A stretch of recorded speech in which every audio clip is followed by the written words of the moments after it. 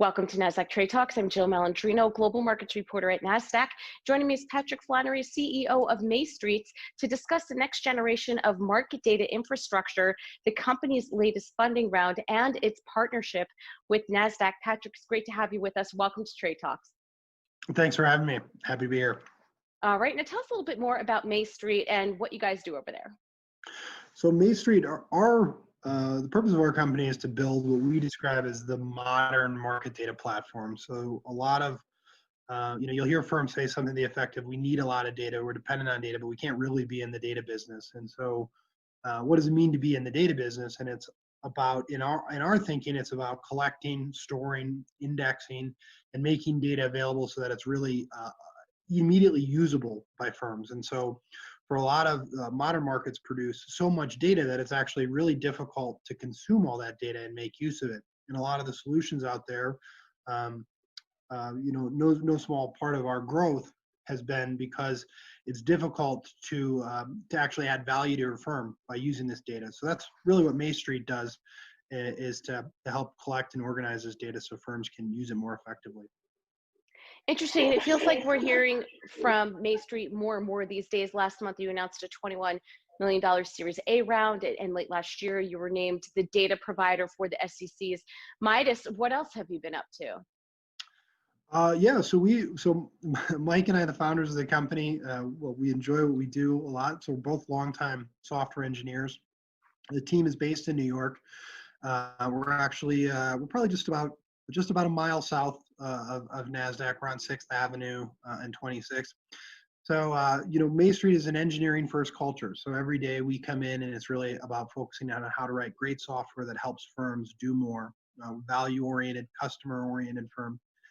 So broadly what we're doing is we're hoovering up the world's, all of the pricing data that the world generates across equities, options, futures, cash treasuries, indexes.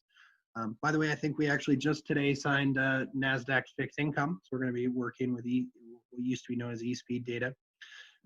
What are we working on? We're trying to collect all this data all over the world and to help organize it and make it usable. So that's kind of a long running process. So plenty of work to do. So tell us a little bit more about the fundraising round. What do you tend to use the proceeds for? So MayStreet has been self-funded up until just a couple weeks ago. We've had great growth. Last year we grew our revenue almost 250% without having funding. So we've been profitable and quickly growing. We were really focusing on using the additional capital to expand to more asset classes and more geographies. We've done a good job in the US and Europe. We're going to be doing a lot more in Asia and a lot more in fixed income. So fixed income, including most immediately cash treasuries, but also corporate bonds, municipal debt, FX, commodities. So really expanding to the point that we have not only the highest quality copy of data in the world, but the broadest coverage. So looking to have well over 250 data sets delivered in what we describe as near time, as soon as a minute, to hybrid cloud. So immediately available to work with for a whole host of front, middle, and back office solutions. So short answer is doing what we're doing here in the US all over the world. Well, that certainly sounds exciting. Now let's switch gears for a minute. I know you've been a Nasdaq TotalView partner for some time and that you regularly analyze the exchange data feeds you consume. I believe you've recently analyzed the two TotalView feeds. What did you find out and why partner with Nasdaq? So we're really happy to be working with Nasdaq.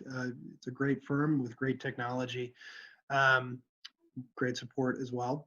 So TotalView. So within what's nice about a feed like TotalView is you are able to consume it in a number of different ways, right? So and one of those ways is an ultra low latency FPGA feed. We compared the FPGA feed with the this kind of the standard issue. We found that there was a mean or a 50th percentile. The FPGA was about 7.5 microseconds faster.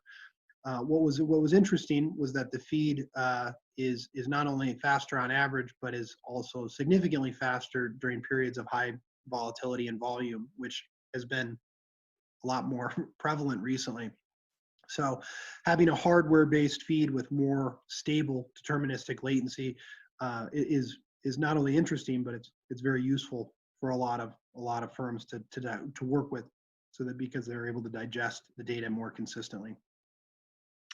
Now, finally, these are obviously unprecedented times that we are living through. Can you tell us a bit about MayStreet's experience over the past few months, given all the market volatility as a result of COVID-19 and the lockdowns we've had to live through? Yeah, so yeah, I feel certainly grateful for where we're at as a company. We're having, we continue to have great growth. Our systems have worked really well. We've been a cloud first firm in a lot of ways. So going to an all remote workforce has been, although not without its pains, has been comparatively seamless. So we've got we've kind of got challenges on both sides of the business in terms of we have all of this data coming in and how do we organize it and keep up with it, and then client challenges on the other side. And in a lot of ways, our clients look to us to be a buffer to that. I mean, the very problem we say that we're solving is dealing with all of this data. So our systems have worked really well, which we're really grateful for. At the same time, firms are becoming more and more aware, this COVID is a catalyst for digital transformation broadly. There's a lot of people who aren't going to be coming back to the office. That definitely has implications in fixed income, where there's still a lot of voice. So we see, that this is a transformative event for us. We think we're going to be one of the firms that benefits from it over the long term. All right, Patrick, great to have you with us. Thanks so much for joining me on Trade Talks. Thank you so much. And thanks for joining me. I'm Jill Malandrino, Global Markets Reporter at Nasdaq.